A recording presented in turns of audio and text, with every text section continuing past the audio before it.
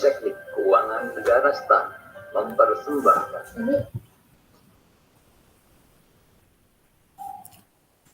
praktik pembukuan dengan Lamikro. Elang melayang di lautan dengan cekatan menangkap ikan. Simulasi Lamikro sangat menyenangkan. Saatnya input transaksi beneran. Bapak dan Ibu, ya, saatnya kita praktek input transaksi dengan data masing-masing. Ya. Langkah pertama, kita klik daftar jurnal. Ya. Daftar jurnal, ya. Kalau tampilan di web seperti ini atau di sebelah kiri ada daftar jurnal, ya, silahkan diklik.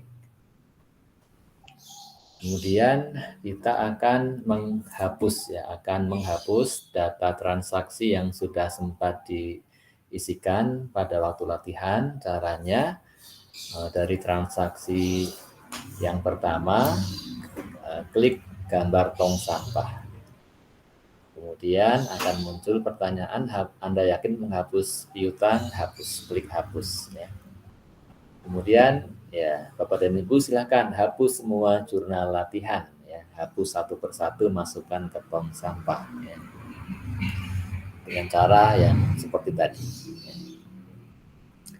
Selanjutnya, Bapak dan Ibu silakan memulai dengan mencatat transaksi tambah modal. Ya. Catat semua modal usaha. Ya. Per 1 September 2021. Seandainya Bapak dan Ibu akan memulai pencatatan per 1 September. Ya. Atau kalau akan memulai mencatat mundur dari 1 Januari 2021, ya boleh juga ya dicatat semua modal usaha per tanggal 1 Januari. Ya, ini terserah Bapak dan Ibu ya. Apa yang bisa dicatat sebagai modal di sini berupa kas, ya, berupa uang yang disimpan di bank, di rekening bank, atau kita punya piutang usaha, ya, punya persediaan barang dagangan, ada persediaan bahan baku, ada beban dibayar di muka. Ini misalnya kalau Bapak dan Ibu membayar sewa, ya, sewa ruko untuk setahun, untuk 2 tahun, ini maksudnya beban dibayar di muka. Atau bisa berupa perlengkapan atau ATK, peralatan, ya, peralatan bisa berupa meja kursi, laptop kalau untuk usaha, alat masak, ya, kalau untuk membuat kue misalkan, atau bangunan, kendaraan tanah, ya. Semua, ya, modal usaha yang ada dicatat satu persatu, ya, dicatatnya dimasukkan satu persatu. Pertama kas, ya, dicatat, kemudian simpan.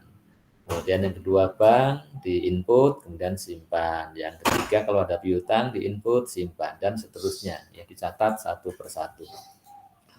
Selanjutnya kalau Bapak dan Ibu mendapatkan bantuan modal, ya, yang dari hibah, ya, dari pemerintah ataupun dari siapa, ya, maka ini mencatatnya di transaksi jenis pemasukan, ya. Nanti ini ditunggu dulu akan ya. Nah, kemudian cara mencatatnya, ya, pertama, ya, tanggal jurnalnya, ya, pilih, ya, apakah 1 September atau 1 Januari, terserah Bapak dan Ibu. Kemudian jenis transaksinya pilih tambah modal. Kemudian di kolom modal pilih modal, kemudian selanjutnya, ya, pilih simpan ke mana, pilih apa yang akan dicatat. Kalau kas, ya kas, kalau rekening di bank, ya silahkan pilih bank yang sesuai. Kalau berupa piutang, ya klik piutang. Kalau persediaan, klik persediaan barang dagangan atau persediaan bahan baku, atau beban dibayar di muka, atau perlengkapan, atau peralatan, atau bangunan. Ya, ini satu persatu, ya, mencatatnya tidak bisa dua, ya, harus satu per satu. Kemudian nominal diisi berapa, nilainya pada tanggal tersebut, ya. Kalau perlengkapan, kalau bangunan, ya diperkirakan, ya, harganya berapa, ya. Kendaraan ya diperkirakan harganya berapa. Dan keterangannya tinggal diisi ya, boleh diisi boleh tidak ya. Kalau mau diisi ya tambah modal dari kas, tambah modal dari piutang dan seterusnya. Kalau sudah klik simpan ya. Ini dilakukan satu persatu sampai semua modal usahanya dicatat. Transaksi kedua jenis pemasukan ya, jenis transaksi pemasukan. Ini untuk mencatat semua pemasukan tunai ya. Kalau Bapak dan Ibu mulai mencatat di September ya, catat semua pemasukan tunai bulan September ya. Kalau mau mulai dari Januari ya silahkan dicatat untuk Januari, nanti lanjut Februari dan seterusnya. Kalau mencatatnya ya, termasuk di sini hibah yang tadi ya, yang kalau dapat modal dari hibah maka mencatatnya di transaksi pemasukan ya, bukan di transaksi tambah modal, tetapi dari transaksi jenis kedua ya, pemasukan. Nah, ke pemasukan misalkan tanggalnya diisi, jenis pemasukan ya, diterima dari kalau yang menjual produk ya dari penjualan produk ya, atau bisa dari hibah pihak lain, atau kalau yang jasa pendapatan jasa, atau pendapatan lain-lain pendapatan bunga bank. Simpannya simpan ke kas ya. Nah kalau penjualannya ya, kalau transaksi tiap harinya banyak maka bisa mencatat transaksi untuk per hari ya, selama satu hari ini dikumpulkan rekap penjualannya berapa ya, dicatat di catatan terpisah. Kemudian dicatat untuk penjualan tanggal 1, penjualan tanggal 2 ya. Bisa begitu. Atau kalau dirasa penjualannya repot kalau harian mau dicatat mingguan bisa juga ya. Untuk catatan perharinya dibuat catatannya tersendiri, nanti seminggu sekali baru diinput di aplikasi, bisa juga dicatatnya seminggu sekali. Atau kalau untuk yang transaksi bulan-bulan yang sudah lalu, Januari, Februari, bisa juga langsung diinput untuk penjualan satu bulan ya, penjualan bulan Januari, penjualan Februari, bisa juga ya langsung dicatatnya per bulan. Kalau yang sedang berjalan untuk selanjutnya bisa mingguan atau bisa harian ya, bisa ya. Kemudian simpannya ke kas, kemudian isi nominal, keterangan, kemudian simpan. Transaksi yang ketiga jenisnya transaksi piutang. Ini untuk mencatat semua pemasukan kredit. Ya. Kita ada penjualan, menjual barang atau jasa kepada orang, kepada konsumen, tetapi belum diterima uangnya. Ya. Si konsumen tersebut belum membayar. Istilahnya kita namakan penjualan secara kredit, sehingga kita menjadi punya piutang ya. Maka jenis transaksinya adalah piutang ya. Dari mana? Bisa dari penjualan produk, pendapatan jasa, pendapatan lain-lain ya. Simpannya ke otomatis piutang usaha ya. Kemudian isi nominal, isi keterangan, klik simpan. Transaksi jenis keempat, jenis pengeluaran ya. Ini untuk mencatat semua transaksi pengeluaran tunai ya, atau pembelian secara tunai ya, tiap bulannya ya. Mencatatnya satu persatu ya. Jadi jenis transaksi pengeluaran diambil dari kas ya, atau bisa juga diambil dari rekening bank ya, misalkan membayarnya lewat transfer ya, lewat ATM, maka diambil dari Bank Mandiri atau bank yang lain ya. Kemudian simpan kemana? Simpan ke-nya berupa kita membeli apa, apakah persediaan barang dagangan, persediaan bahan baku dan seterusnya ya, atau membeli peralatan dan seterusnya ya. Kalau transaksinya ada 2 ya kita mencatatnya 2 kali. Ini mencatatnya satu persatu. Isi nominal, keterangan, simpan ya. Transaksi kelima jenis transaksi utang ya. Ini untuk mencatat semua transaksi utang ya di setiap bulannya. Jenis transaksinya hutang ya, hutang dari pilih utang usaha, simpan ke, ya kita utangnya dalam rangka apa? Apakah dalam rangka beli persediaan belum dibayar, ya maka pilih persediaan barang dagangan atau persediaan bahan baku atau perlengkapan, peralatan dan seterusnya. Kemudian transaksi ke-6 kita input transaksi dibayar piutang. Ini untuk mencatat semua penerimaan, ya penerimaan dari piutang, ya dari cicilan, ya ataupun pelunasan piutang dari pihak lain. Cara mencatatnya, pilih jenis dibayar piutang, diterima dari piutang usaha, simpan ke. Kalau dibayar tunai simpan ke kas, ya kalau ditransfer ke bank ya simpan ke bank apa, ya. Isi nominal, isi keterangan.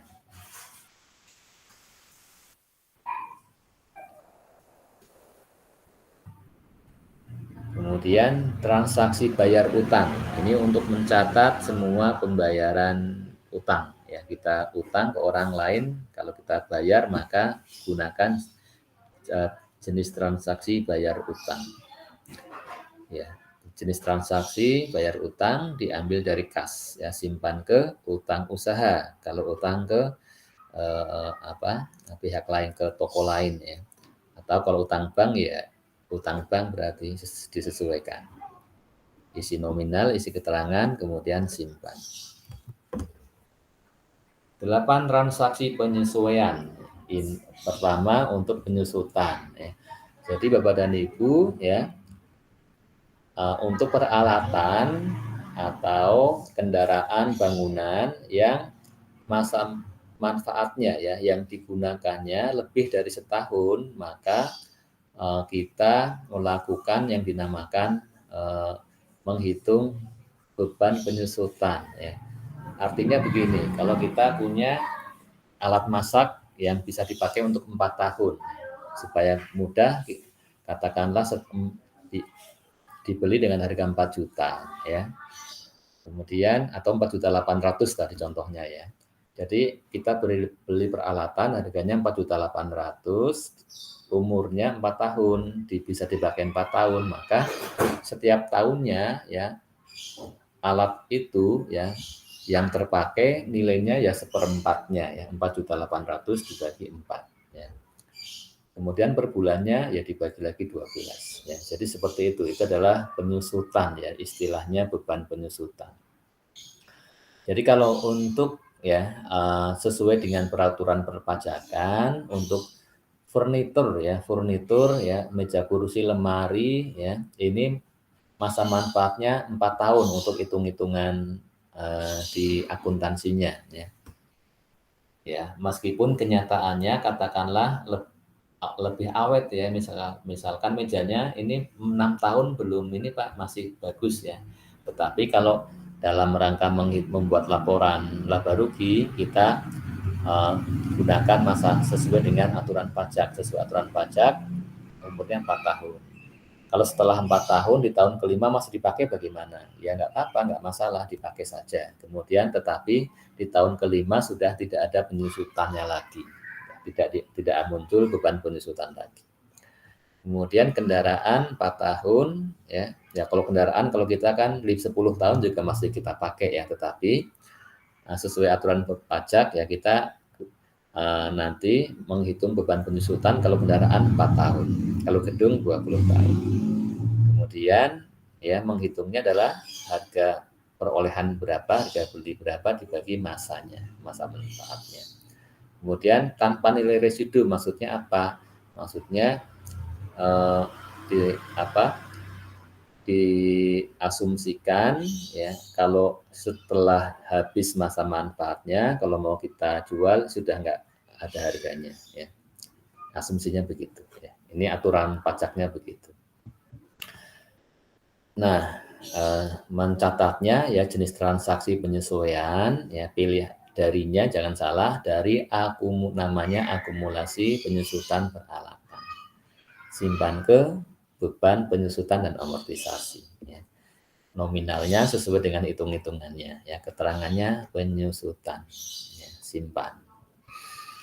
Kemudian ini bagi Bapak dan Ibu yang memproduksi barang, maka ada transaksi penyesuaian HPP. Ya, HPP itu apa? Harga pokok penjualan. Harga pokok penjualan itu adalah ya kalau kita menjual barang ya, barang itu ya kita beli dengan harga berapa ya. Ini juga berlaku untuk yang perusahaan dagang ya. Kalau Bapak dan Ibu jualan, menjual barang, membeli barang dengan harga 100.000, dijual dengan harga 150.000. Maka kita mendapat penghasilan 150.000 penjualannya, kemudian harga pokoknya 100.000 sesuai dengan harga belinya ya. Jadi harga pokok penjualan total itu adalah berapa barang yang terjual dikalikan HPP per unitnya. Untuk yang orang dagang, yang perusahaan dagang, harga pokok penjualan itu adalah harga belinya. Ya. Harga yang dijual, barang yang dijual itu harga belinya berapa. Kalau untuk perusahaan manufaktur yang dia produksi, ya produksi baju, makanan, maka HPP, harga pokok penjualannya adalah sama dengan biaya produksinya. Ya. Nah, biaya produksi yang paling sederhana kita perhitungkan ya biaya bahan bakunya berapa ditambah biaya tenaga produksinya berapa. Ya. Kalau di perkuliahan ini ada istilahnya namanya prime costing ya, menghitung biaya yang utama saja bahan baku dan tenaga kerjanya ya. Kalau mau yang lebih komplit ditambah dengan biaya produksi lain-lain. Nah, biaya produksi lain-lain bisa dimasukkan berupa penyusutan peralatan, ya, listriknya dan seterusnya. Ya. Nah, setelah dihitung, bagaimana mencatatnya? Jenis transaksi penyesuaian dari persediaan barang dagangan, simpan ke harga pokok penjualan. Ya. Berapa nominalnya, isi keterangannya, simpan. Ya. Kemudian pengalihan aset untuk bahan baku. Ini kalau yang khusus yang berproduksi, yang manufaktur ya. Ini mencatat harga bahan baku yang digunakan untuk produksi. Ya. Jenis transaksinya pengalihan aset dari persediaan bahan baku. Ya. Simpan ke persediaan barang dagangan. Ya. Dan tanggalnya sesuai dengan kapan selesai produksinya. Isi nominalnya, isi keterangannya, selesai menghasilkan berapa unit. Ya.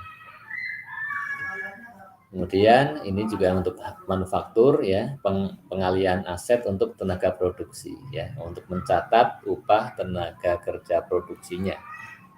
Ya, jenis transaksi tanggalnya setelah produksi selesai tanggal berapa, jenis transaksi pengalihan aset dari apa? Dari kas, kan kita bayar upah ya, simpan ke persediaan barang dagangan. Ya. Berapa nominalnya, keterangannya, kemudian simpan. Kemudian transaksi tarik modal. Ini kalau Bapak dan Ibu mengambil uang usaha untuk keperluan pribadi, ya, untuk bayar arisan, untuk bayar uang sekolah, untuk ngasih uang jajan, ya, untuk belanja, untuk sayur, ya. Ini namanya transaksi tarik modal. Yang tanggalnya sesuai dengan kapan mengambilnya, jenis transaksi tarik modal diambil dari kas, simpan ke prefer. Isi berapa yang diambil ya. Keterangannya salah ya. Keterangannya apa? Prefer ya, atau tarik modal gitu saja. Nah, itu jenis-jenis transaksi yang ada. Kemudian kalau sudah ya, kita akan cetak laporan. Cetaknya bagaimana? Klik menu laporan ya. Kemudian pilih laba rugi atau posisi keuangan ya. Ya, kalau pada akhir tahun kita mau cetak laporan tahunan nanti ya, pilih ya, setelah pilih jenis laporannya laba rugi misalnya, kemudian periodenya pilih hanya tahun ya. Nanti ini akan melaporkan untuk yang kita input sepanjang tahun itu ya. Ya, jika mengantuk, minumlah kopi. Ya. Kopi yang nikmat, seduh sendiri. Tuhan inginkan mahir aplikasi, ikuti terus video kami.